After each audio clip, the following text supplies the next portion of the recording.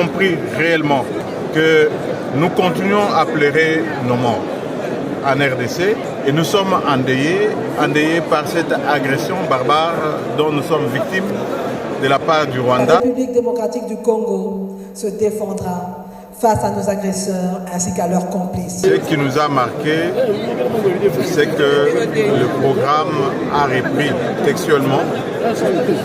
Ceux qui massacrent tous les jours nos paisibles populations, qui décapitent nos enfants, nos frères, qui violent nos sœurs, nos mamans, qui pillent nos richesses.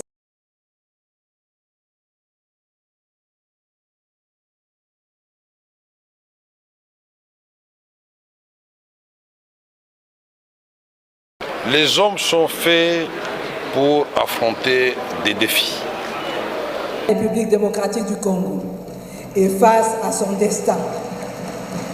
Diriger cette Assemblée nationale. Réappropriation de notre destin en tant que Congolaises et Congolais A été entendu.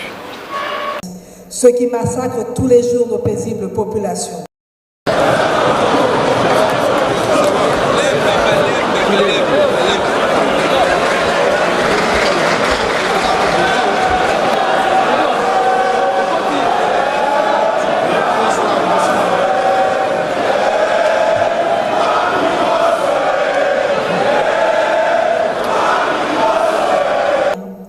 Contribuer au bien-être et au développement durable de la société congolaise dans son ensemble. Honorable président de l'Assemblée nationale, honorable membre du bureau, honorables députés nationaux. Nous venons de suivre attentivement, comme vous l'avez dit, le programme d'action du gouvernement souminois pour le deuxième quinquennat de Félix Antoine Tshisekedi Tshilombo, le chef de l'État.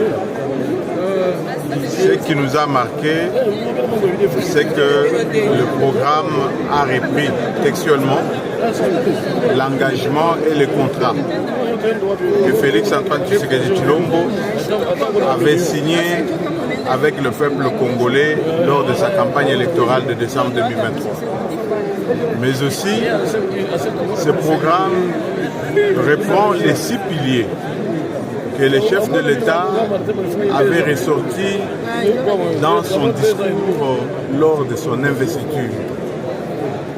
Ce qui revient donc à dire et à affirmer que le gouvernement souminois va travailler en suivant la vision du chef de l'État, qui est le garant de la nation et le garant du bon fonctionnement des institutions. Ce programme reprend 6 grands piliers, comme je venais de l'annoncer. Il y a les piliers création des emplois et renforcement du pouvoir d'achat dans les ménages. Il y a les piliers protection du territoire national et sécurisation des personnes et de leurs biens. Il y a les piliers aménagement du territoire national en vue de la connectivité maximale. Il y a les piliers renforcement de l'accès aux services sociaux de base. Les piliers renforcement de l'efficacité des services publics. Et enfin, le 6e pilier, le pilier protection durable et responsable de l'écosystème au regard du changement climatique. Alors, ce qui a retenu notre attention dans le premier pilier, c'est un pilier qui vise beaucoup plus à sortir le peuple congolais du chômage, de la pauvreté. Et avec une cible bien déterminée, les jeunes et les femmes. Nul n'ignore aujourd'hui que le taux de chômage et le taux de pauvreté en RDC sont à un niveau accru. Et les jeunes sont le plus touchés par la pauvreté et le chômage en RDC. Alors, Il a été question ici, à travers ces piliers, de favoriser l'entrepreneuriat des jeunes et des femmes pour résorber effectivement le chômage et réduire la pauvreté. Mais nous avons estimé qu'il était mieux qu'un accent soit mis sur la formation professionnelle spécialisée, qui est un moyen sûr et rapide de formation et d'encadrement de jeunes, de tous ces analphabètes, pour leur aider à maîtriser un métier qu'ils puissent exercer. C'est le cas par exemple de ceux qui étaient Koulouna hier ici à Kinshasa et qui sont revenus bâtisseurs aujourd'hui. Ils sont en mesure d'exercer un métier et ils sont devenus très importants à la communauté. Et vous vous rendrez compte que parmi ceux qui sont revenus aujourd'hui bâtisseurs, il y en a qui n'ont pas obtenu les certificats d'études primaires. Alors, s'il faut parler seulement de l'aspect entrepreneuriat, comme l'unique issue par rapport à ce taux de chômage et de pauvreté, on risque de taper à côté. Alors, pour ce qui est du pilier protection du territoire national et sécurisation de personnes et de leurs biens, nous avons compris réellement que nous continuons à pleurer nos morts en RDC et nous sommes endeuillés par cette agression barbare dont nous sommes victimes de la part du Rwanda en complicité avec l'Union européenne. Depuis plus de 20 ans, les Congolais continuent à pleurer leurs morts et ils ne les ont pas encore enterrés.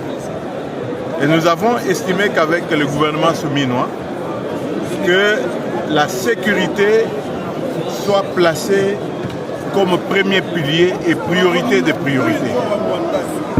Il faudrait que ce gouvernement puisse consacrer de moyens nécessaires pour mettre fin à la guerre dans la partie est du pays, c'est le souhait de nous tous aujourd'hui.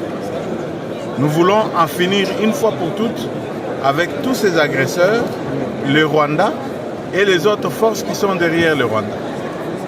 Et dans la mesure du possible, les limites entre les deux pays étant des limites administratives et n'ayant pas de caractère juridique, s'il y a lieu d'entrer même au Rwanda et l'annexer comme 27e province de la RDC, il faut le faire.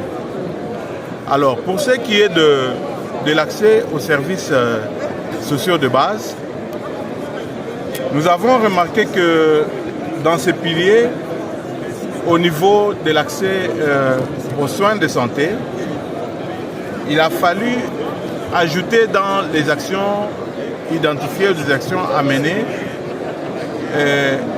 l'appui aux interventions à haut impact, surtout pour ce qui concerne le couple mère-enfant. Parce qu'il a été mis l'accent uniquement sur la vaccination, mais nous avons estimé qu'il fallait aussi des actions en rapport avec l'appui aux interventions à haut impact. C'est comme la planification familiale, c'est comme la prise en charge des enfants malnutris. Parce qu'il a été vanté ici la gratuité de la maternité, il a été vanté le programme de santé universelle, couverture santé universelle, mais nous avons estimé qu'il fallait insérer certaines actions, notamment celles que je venais d'annoncer, mais à côté de celles-là, penser à la construction, si pas à la réhabilitation des hôpitaux généraux de référence dans les différentes zones de santé. Parce que ces hôpitaux, pour la plupart des cas, n'existent que de nom. Et pourtant, qui veut parler de la couverture santé universelle, voit d'abord la qualité des soins et l'accessibilité financière aux soins même. Alors, qui voit la qualité des soins, voit d'abord le personnel qui travaille, la formation de ce personnel, la disponibilité des bâtiments adéquats et l'équipement.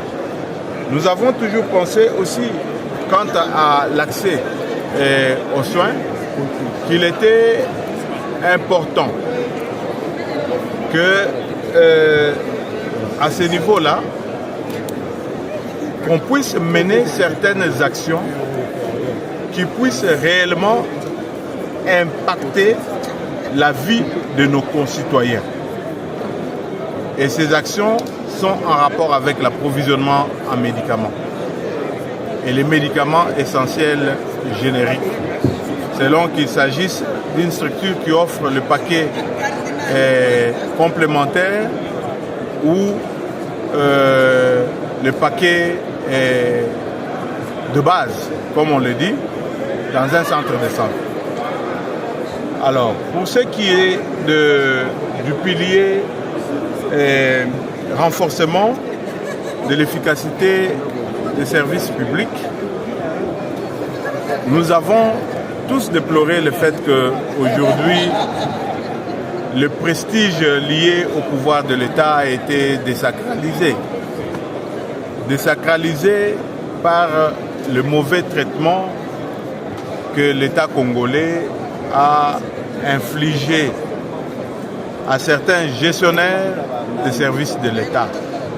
Ici, nous avons fait allusion aux chefs des ETD, les responsables, les gestionnaires des ETD, notamment les administrateurs de territoire, les maires, les bourgmestres, qui ont été nommés, mais qui n'ont jamais été installés, donc qui n'ont jamais bénéficié des frais d'installation, qui ne sont jamais payés et qui ne bénéficient pas jusqu'à ce jour de frais de fonctionnement de leur entité. Allez-y comprendre. Et nous avons aussi déploré le fait que la décentralisation est restée jusque-là non effective. Les lois ont été adoptées, la Constitution a parlé de la décentralisation, mais en réalité, elle est restée non effective parce que nous venons du terrain, nous venons des provinces. Nous pouvons vous dire que cette décentralisation, elle est théorique, elle est restée écrite dans les lois, mais ce que nous vivons sur le terrain, c'est une autre réalité. Il en est de cas, par exemple, de la caisse de péréquation qui n'a jamais fonctionné. Et la retenue à la source de 40% des recettes à critère national, ça n'a jamais été fait.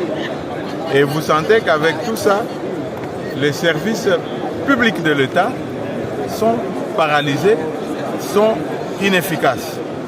Et ça a désacralisé le pouvoir de l'État et le prestige de ce pouvoir. Alors, il a été aussi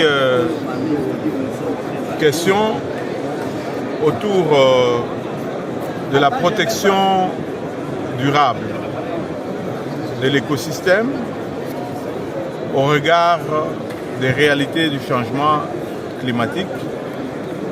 Nous avons compris que le Congo constitue la première réserve en oxygène pour le monde entier et qu'il faille que la population soit sensibilisée pour adopter des pratiques qui protègent la nature, cet écosystème, pour que nous continuions à vendre cette potentialité qui est la nôtre, une potentialité prestigieuse et qui puisse nous ramener des fonds, notamment à travers le crédit carbone par exemple. Il y a de ces provinces qui ont bénéficié de ces crédits carbone et ça constitue une potentialité pour le pays. Donc on a tout intérêt de conserver la nature, de protéger la nature, parce que cette nature constitue une force pour la République démocratique du Congo. Merci. Merci. Merci. Compris réellement que nous continuons à pleurer nos morts en RDC et nous sommes endeuillés par cette agression barbare dont nous sommes victimes de la part du La Rwanda. République démocratique du Congo se défendra face à nos agresseurs ainsi qu'à leurs complices. Ce qui nous a marqué, c'est que le programme a repris textuellement. Ceux qui massacrent tous les jours nos paisibles populations, qui décapitent nos enfants, nos frères, qui violent nos sœurs, nos mamans, qui pillent nos richesses.